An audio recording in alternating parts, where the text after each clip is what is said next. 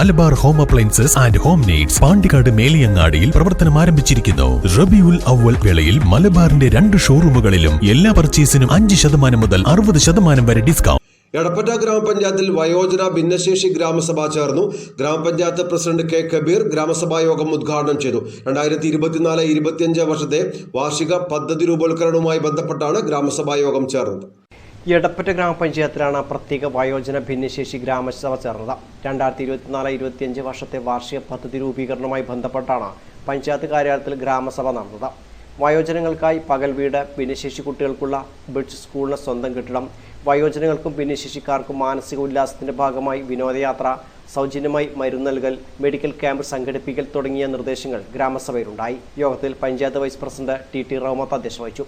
മെമ്പർമാരായ Safiya Valiyattil, PM Rajesh, U Muhammad Riyas, Aseena Rafi, panchayat secretary CA Robin, CD chairperson Sheeja Suresh തുടങ്ങിയവർ പ്രസംഗിച്ചു.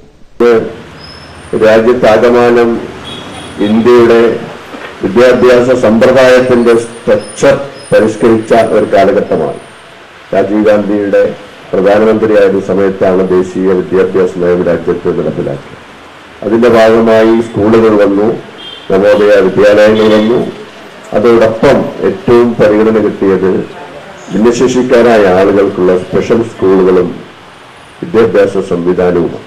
മാത്രമല്ല, ആ കാലത്ത് പാർലമെന്റിൽ ഏറ്റവും മഹത്തായ ഒരു നിയമം പാസാക്കി.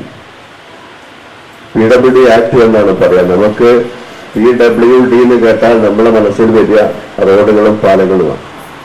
പക്ഷേ പേഴ്സൺസ് വിത്ത് ഡിസബിലിറ്റീസ് ആക്ട് എന്നാണ് PWD ആക്ടിന്റെ പൂർണ്ണരൂപം.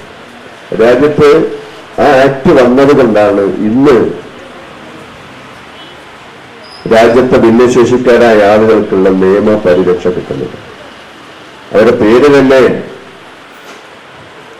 ആ രീതിയിലുള്ള അവരുടെ വൈകല്യം അനുസരിച്ച് അവരെ നമ്മൾ പേര് വിളിച്ചിരുന്നു. അതൊരു കുറ്റമായി രാജ്യത്തിന്റെ പാർലമെന്റിൽ നിയമം വന്നു. അതുകൊണ്ട് ഭിന്നശേഷിക്കാര് ഡിഫറൻഷ്യലി ഏബിൾഡ് എന്നുള്ള ഒരു പദം തന്നെ ആ നിയമത്തിലാണ് വന്നത്. News bureau, Edappatta.